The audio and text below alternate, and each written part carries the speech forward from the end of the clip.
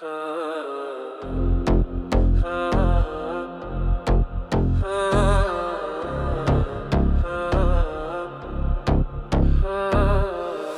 son duraktayım.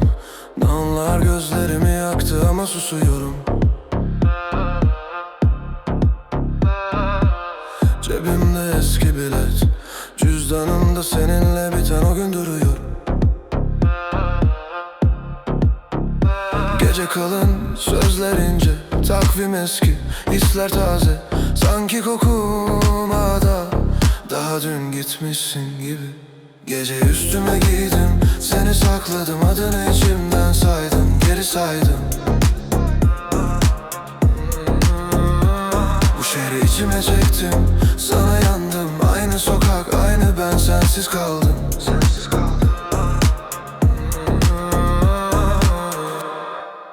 Telefon ekranında silinmiş resimlerin izi hala parlıyor. Mesajlar boş sayfalar, yazıp yazıp sildiklerim içimi kazıyor. Kalbim ağır, adım hafif, göz altımda mor bir tarih. Sanki sesin duvarda, her yankıda düşüyorum. Gece üstüme giydim, seni sakladım, adını içimden saydım, geri saydım.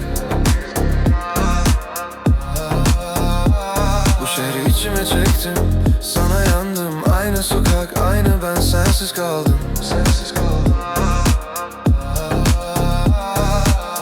Belki de fazlaydım, belki de sen hiç durmazdın, ben fazla saf.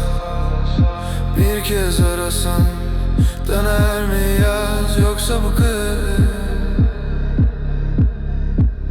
bana ceza mı? Gece üstüme giydim, seni sakladım, adını içimden saydım, geri saydım. Bu şehri içime çektim, sana yandım. Aynı sokak, aynı ben, sensiz kaldım.